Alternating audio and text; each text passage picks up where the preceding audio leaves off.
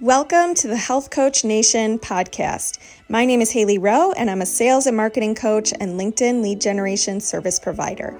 I work with health, life, and mindset coaches and online service-based business owners to help them get more sales, shift their time to the client-generating activities instead of just the busy work, and overcome that social media overwhelm. Let's get into the show. If you're ready to take on your next paying clients, I have good news. My free 4 Basics of Client Attraction and How to Stand Out class is live at haileyrowe.com/client-attraction. In the class, you're going to learn the top 2 traits I recommend for most coaches and entrepreneurs if they really want to turn this into a career. You're going to learn how you can build demand for your services and stop getting crickets on your posts.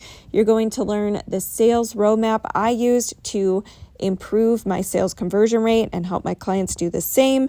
And you're going to learn so much more. So go to haileyrowe.com/client-attraction and get your copy of the class today. Hey, today I wanted to share with you 4 things that you need to start your business and have it thrive with more sales in 2025. So if you are a coach or a service provider and you're looking to make more sales in the new year, grow, make your impact, but you think you need a niche and a perfect plan and 12 social media platforms to post on and all the different things, I'm here to tell you that you don't necessarily need those things to get started, but what you do need are certain traits, and you do need certain mindset shifts to be able to stay consistent in your business and be able to develop the things you need, like your marketing plan and whatnot. So we're going to talk about today how it's not just about your to-do list, but it's also about having these skills that I'm going to share with you to make sure that you can make more sales. So the first thing that you need to thrive in your business in 2025 is what we call a massive action approach. Now, what I mean by this is not hustle. It's not, drowning yourself in work, but it is this concept that says you can do anything as long as you're willing to refine and keep doing it until you get there. So what I mean is when I had a webinar, there was a time in my business where I wanted to shift to doing more webinars, and I wanted to have this funnel that was evergreen and could work for me and book me calls year round. And I committed to that and made my signature training that I use a lot. And the first time that I did it live, I had set a revenue goal with it, meaning I said, this webinar, I want it to make X amount of dollars. And the first time I launched it, it did not hit the exact revenue goal. It did make revenue, but it didn't hit my goal. And before I had this mindset shift, I would have said to myself, oh, well, it didn't hit the revenue goal. I got to jump to something else. It didn't work properly. It didn't achieve the thing I wanted. So I need to, pick something else or do something else because it didn't quote unquote work. But with the massive action approach, I actually said, no, hold on. I can keep doing this webinar, this one thing, this one important thing for my business, and refine it until it hits the goal. So yeah, I didn't hit the revenue goal the first time, but I can redo the webinar. I can edit which slides I need to edit. I can add more emails to promote it more the next time. And I just did the same exact thing without adding something new until it hit the goal. And it did hit the goal. And now I have that as a timeless asset in my business. So the point that I'm making is it's so refreshing to learn that you can set any goal and make a decision in your business about how much money you want to make, how many clients you want to work with, what you want your schedule to look like. And you can just keep refining until you get there. It was like music to my ears when I realized, hold on, I can just decide how much money I want to make or how many hours I want to work and then just figure it out and keep going until I figure it out. Oh, hold on, my video stopped. Okay. And the answer was yes, I could. And I know that seems so obvious, but I see so many coaches and service providers, and I even did this myself, where you would just jump around because something didn't go your way the first time and think you need to do something completely different when really it's just a series of tweaks and doing the boring work and staying with something until you get to where you want it to be. So that's the first thing you need. The second thing you need is to be solutions oriented and have the attitude of, I want to be the person who is most improved, or who is the, most valuable player, right? So what I mean is, a lot of times in business, we are so focused on telling the story about why we're overwhelmed, why it's so hard, why it's taking so long, why I'm not good enough, why is no one liking my posts or engaging? It must mean no one wants to hear from me. It must mean this is a terrible offer. And really, we make no room for finding solutions when we're cluttering our mind with all of those things, right? So what we have to shift to is becoming a better question asker. So I can't tell you how many times I'll have something that's bothering me in my business, and if I simply just look at it and isolate the issue and ask myself, okay,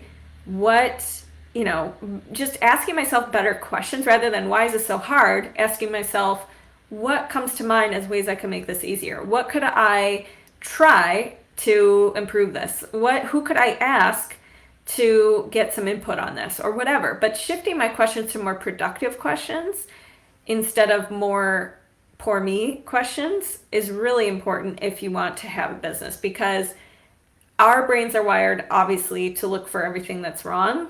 And when we do that, we don't ever make room and space for finding solutions and what's right and what we can do and what's within our control. So, and the other thing I see too is focusing too much on the external, like I need external validation from others, or I need other people to act a certain way for me to be able to hit my goals, when really more than you think is within your control, and who you need to be, and how convicted you need to be in your offer for people to buy it, compared to needing them to buy it or respond. Like, you have to be the first person to take that responsibility upon yourself and know you are responsible for how many people are buying or not answering. And when you focus there, you have solutions, versus when you focus on other people need to change, other things around me need to change. That's where you lose your power. The next thing you need in your business, of course, is a plan. But remember, we're not using plans against ourselves. We're not overthinking our plan. We're not needing a 6-month plan before we can even take the first step today. We just need a plan about where are we going to use the 4 steps of client attraction. And if you're wondering what the 4 steps of client attraction are, you can check those out at haileyrowe.com/client-attraction.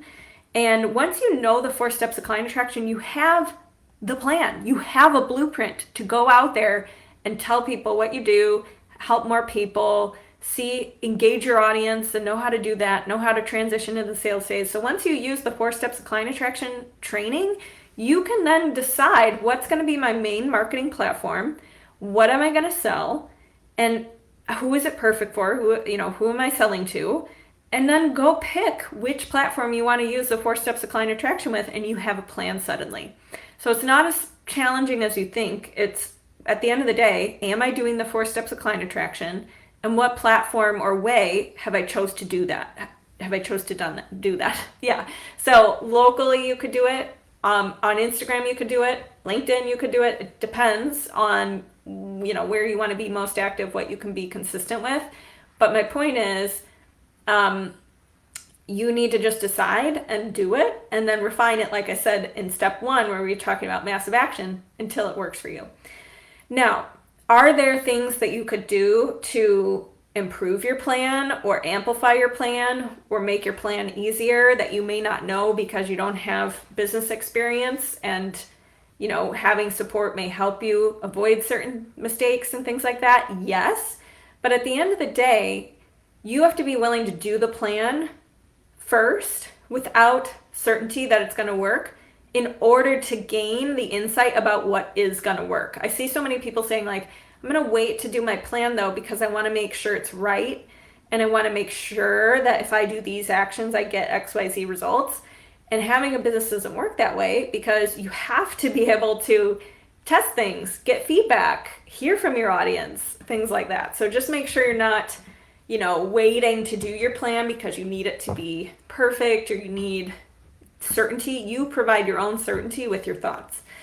Okay, the last thing is, just to recap the 4 things, you need to have that massive action approach, willingness to refine until you get the goal you want, solutions orientedness by asking better questions, and having a plan. And then the 4th one is having a willingness to work on feeling big, uncomfortable emotions and being willing to work on your emotional intelligence. So what I mean by this is having a business is not just a series of to-dos. It's also all of your thoughts and feelings about the to-dos that make it so hard for people.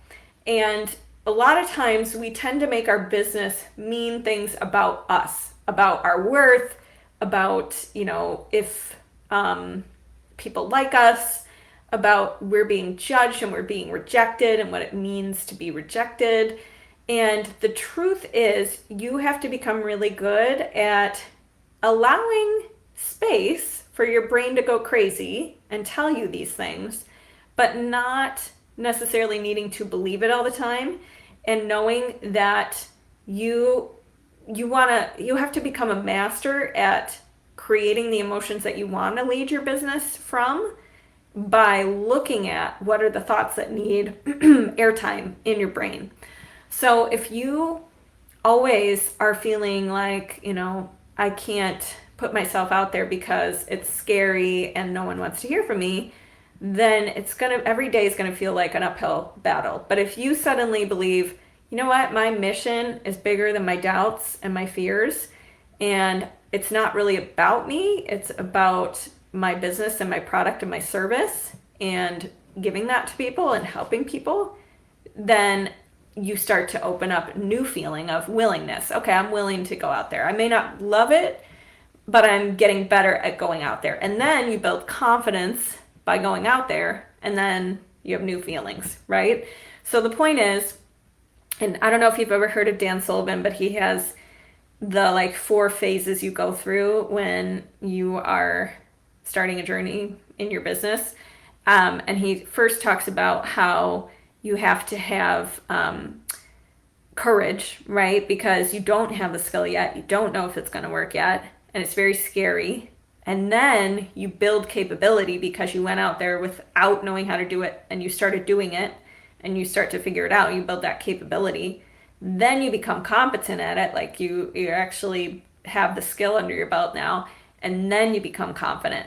But you don't get to skip steps. So learning how to feel courage, learning how to feel uncomfortable emotions when you're starting is a skill you're going to have. And you're also going to have the skill of, as I said, emotional intelligence. So in other words, when people are communicating with you about why they're not buying, about, why they're not answering your emails, or you got to be able to pick up on what people want, what people need.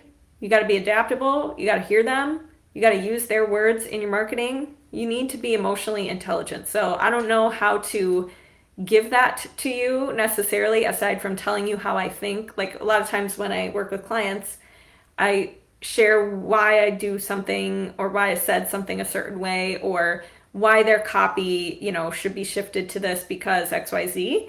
But it's also a skill that you just have to know that you can develop. And if it helps you to just get practice by going to networking events, doing market research, just spending time with people and seeing how you can be useful and helpful and being a curious person, and maybe even reading the book, the Dale Carnegie book about, I think it's called How to Win Friends and Influence People. That's a great book on emotional intelligence. Those kinds of things will help you develop that skill set. Okay, and then the last thing I want to share is just a couple things as you're going about implementing these traits to be sure that you're doing. So the first one is be willing to take messy action. So I know I said have a plan, but be willing for it to be messy. Be willing for the plan to be changed. Be willing for it to not go perfectly. That doesn't mean you're off track. It just means that you're figuring out your flow and your rhythm and your routine, and you're getting better every time you keep trying. And the other thing you might want to do when we talk about having a plan and, taking massive action is you may find yourself comparing yourself to other people as you're going. So like maybe you set a goal with your webinar, you didn't hit it the first time, and you're looking at so-and-so who has a team of 5, who's been doing webinars for 6 years, who, has just been doing this longer than you, and you're giving an unfair comparison of you and that person. That is something so useless in your business that I would hope you could all leave behind in the year of 2024, if you're listening to this in 2024, because when you suck up your energy in comparing yourself to others, you don't focus on your own lane, and you don't focus on your own work. And I can tell you personally that when I stopped scrolling social media for, setting more boundaries around social media about how I was going to use it, and mainly using it for business, my life changed, because I was no longer like, well, what are other coaches doing? And all my business became more just natural and intuitive to me, because I was doing what I thought would work for me and what I wanted to do. And things tend to work better when it's your own ideas and your own world, and you're not comparing yourself to others, and you're not trying to prove yourself to others. So your business will improve when you stop, letting comparison take over. And then the last thing is, what are your super strengths, and how can you bring those to these kinds of traits? So if you're the kind of person who's really good at writing, you might want your plan for how you're going to use the 4 steps of client attraction to incorporate your writing skill. Maybe you're going to do guest blogs. Maybe you're going to write really good posts or something like that. So just make sure you're asking, what are my strengths and how can I bring them to my business and to my approach in business and to my mindset shifts I need to make in business, because you all have unique strengths and they all can be useful in your business. So how can you milk what you got around you already, what you got within you already, to make more sales in 2025? All right, I hope this was helpful. I cannot talk today, apparently. But I wish you a great start to the new year. And if you have any questions about how do you create your business plan, how do you apply the 4 steps of client attraction, how do you shift to becoming naturally a more solutions-oriented person, these are the kinds of topics and concepts we work on in the Inner Circle. So if you're curious about the Inner Circle, and you also want to explore my 1K and 30-day challenge within the Inner Circle, where we kick you off with what can you do to shift your mindset and make more sales this month, go to HaileyRowe.com and you can schedule a free consult and learn more about what it entails, early bird bonuses, things like that. And I will talk to you guys soon. Have a great day. Thanks so much for listening to this podcast, and if it's really helpful for you, I'd really appreciate if you share it and or leave a written podcast review. This tells the podcast sites that our show is useful, and it will be promoted to more people that way. Thanks again.